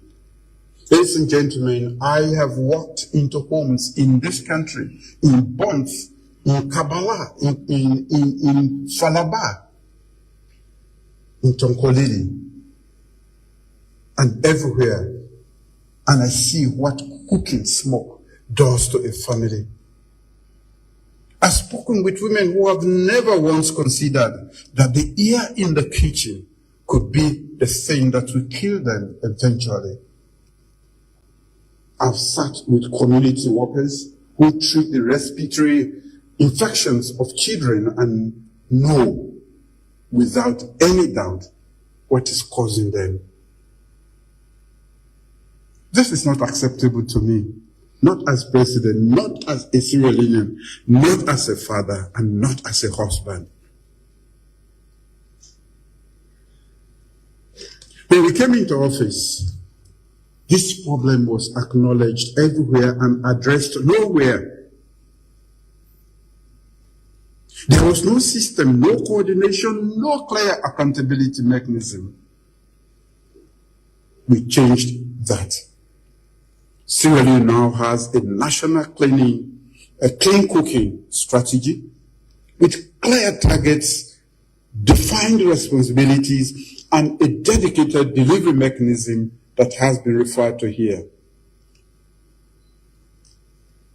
And what does it do? It coordinates government development partners, the private sector, towards one and only one outcome: getting cleaner energy into the homes of our people. We connected it to our free quality education program, because a girl who breathes smoke in her home is a girl who struggles to learn the next morning.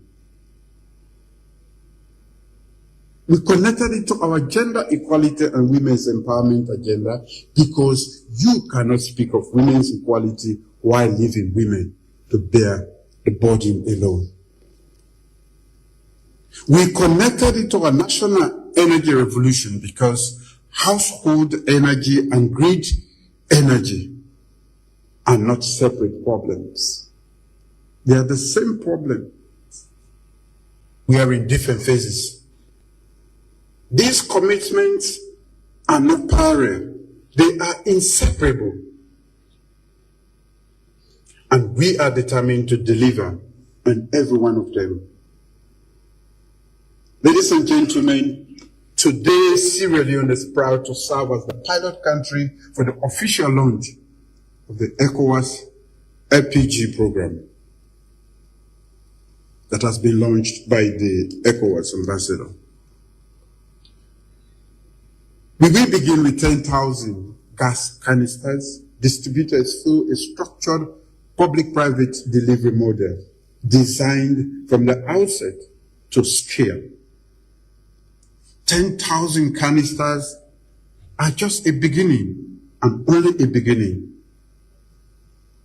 The scale of this challenge demands that we move from pilot to program, from program to systems, and from systems to transformation across Sierra Leone, West Africa, and across our great continent, Africa. That means regional supply chains that are resilient and African-owned. It means financing instruments that reach thousands of households in the farthest of places in our countries. It means ensuring that women are not just the beneficiaries of this transition, but the entrepreneurs, as has been spoken about by previous speakers, the distributors, the community leaders driving it forward. To our partners in the private sector and the energy industry, the opportunity is real. The market is vast. And the policy environment is open to all of you in this country. We are not asking for charity. We are offering a partnership in a sector where the commercial returns are genuine and the human impact is profound. Regional integration must ultimately be measured not by agreements that we sign, but by the lives that we change.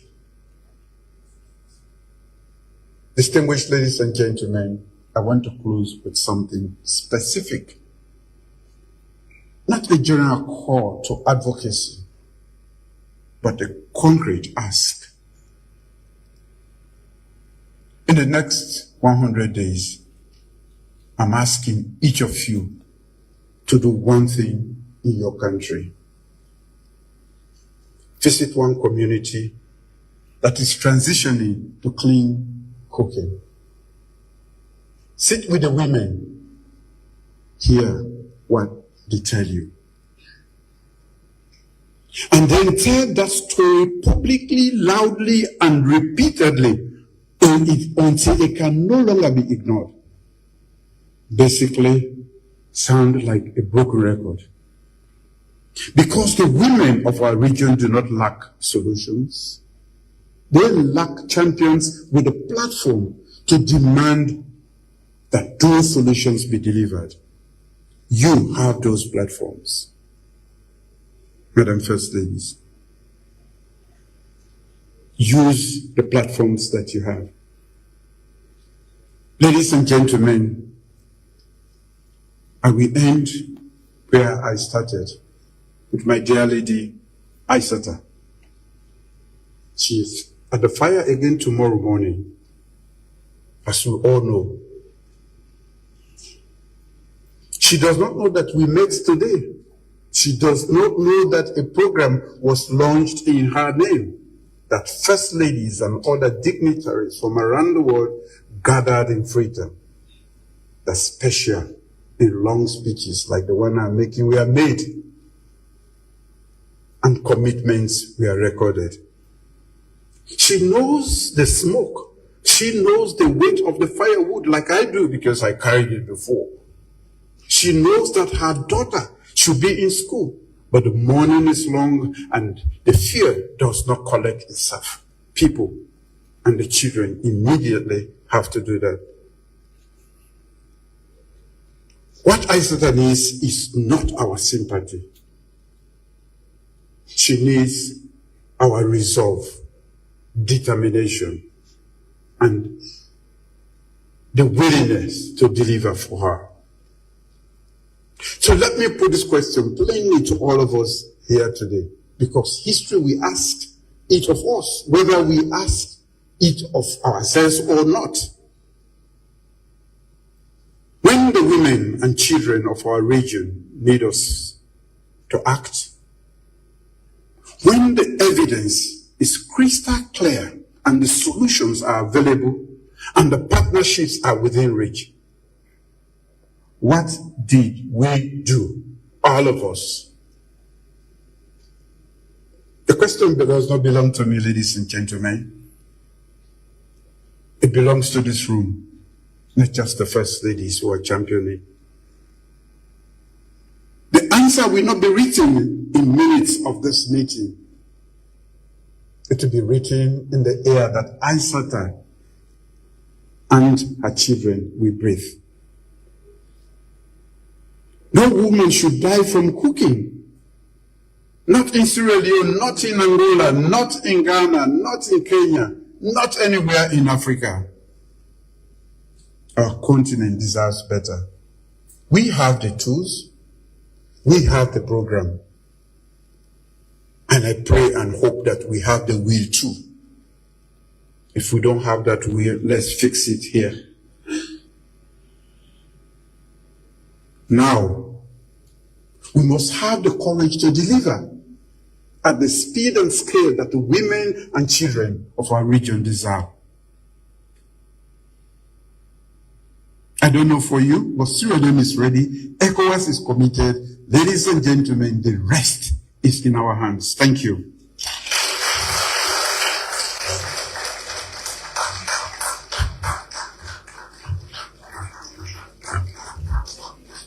Thank you, Your Excellency. May I invite all present to rise for the national anthem as we close.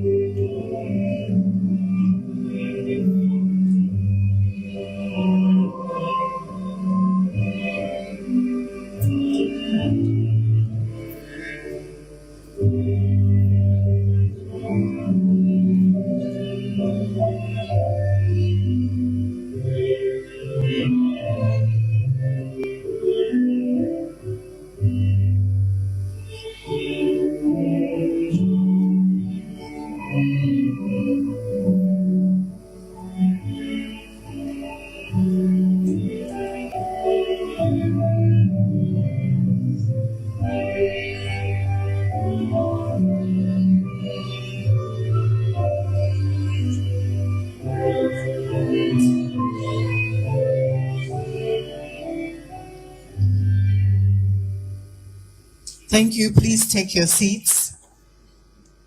Next up, we have a group photo session. But before we do that, I'd like to ask our kind helpers to just clear the stage. And as they do that, I'll just go through what's next and what's to come. So next is lunchtime. We have lunch and a networking session, informal networking. Speakers, delegates, partners are all invited to lunch at the restaurant up until 2 p.m. when we will gather back here. We will meet again for a research and policy presentation. We'll also have panel discussions on female capital innovation, institutional clean cooking, and household clean cooking and women empowerment. So please stay for the rest of the day. The day is packed and there's a lot more to come.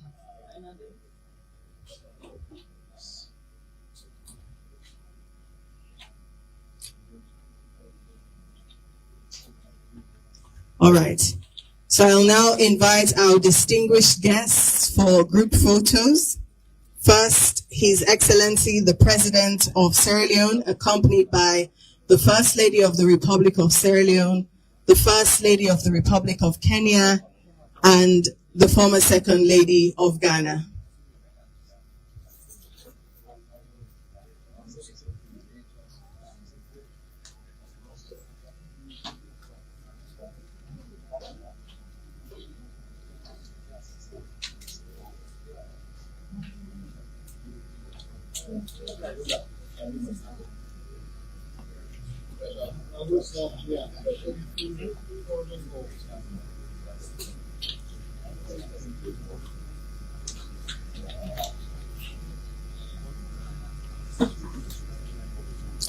Now I'll ask Honorable Ministers, the Chief Justice, Deputy Ministers, the Deputy Speaker of Parliament, and the Head of the Clean Cooking Delivery Unit to join the photo.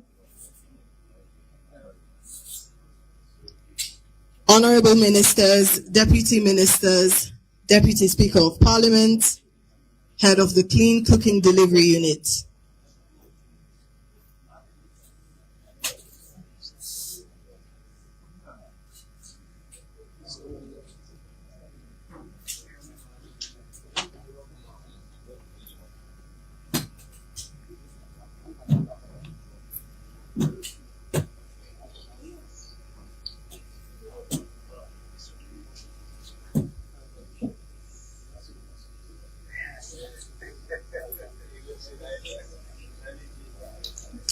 All right, thank you very much, Honorable Ministers, Deputy Speaker of Parliament, and the Head of the Clean Cooking Unit, and the Chief Justice. Next, we'll have the ECOWAS representatives, the PICREF team, and session facilitators join the President, the First Lady, and the other First Ladies for a photo. ECOWAS representatives, the PICREF team, and the session facilitators for this afternoon.